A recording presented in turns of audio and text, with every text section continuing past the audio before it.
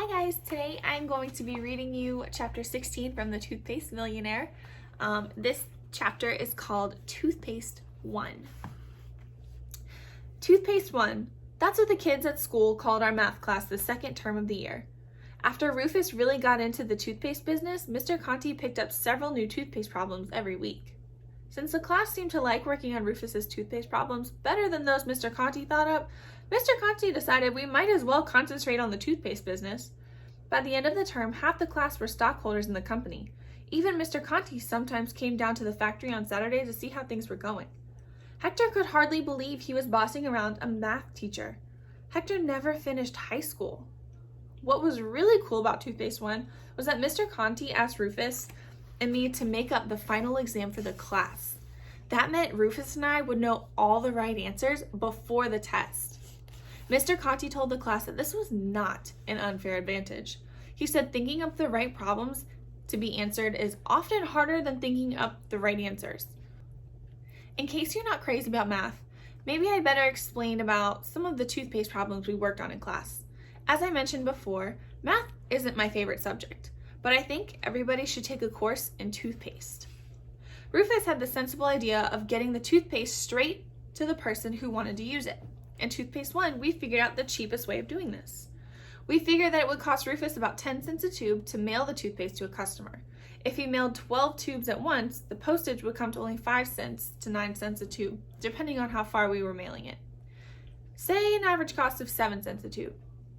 That gave Rufus the idea that he should sell a customer a year's supply of toothpaste at a time to save them money on postage.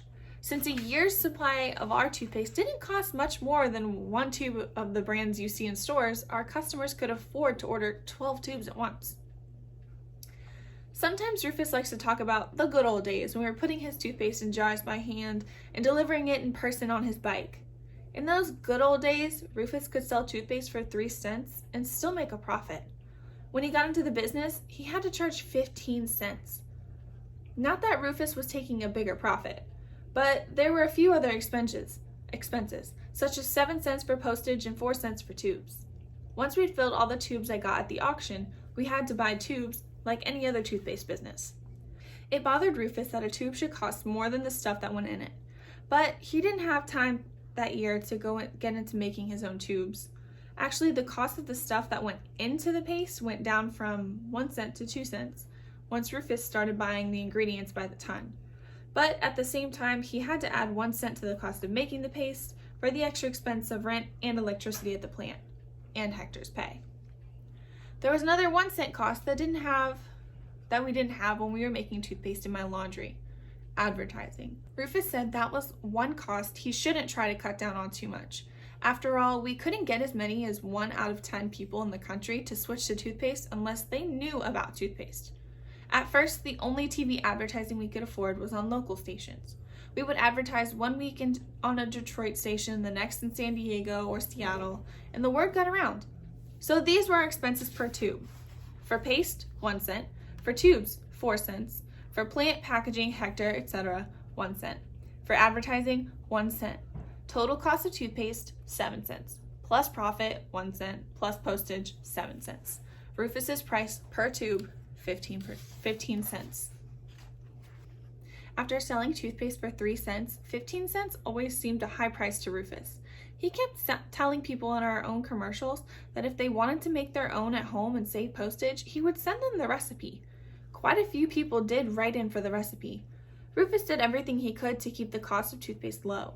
In his commercials, he told people who wanted to order toothpaste to print their names and addresses on postcards. We cut off the addresses and pasted them onto the mailing cartons so we didn't have to waste time addressing orders. Also, we used only 1 mailing carton for 12 tubes. We didn't put each tube in separate boxes, which would just have to be thrown away. Do you know how many tons of cardboard it takes to make boxes for 250 million tubes of toothpaste? You can weigh 1 toothpaste box and figure it out. That's the kind of problem we worked on in Toothpaste 1. And that is the end of chapter 16, Toothpaste 1.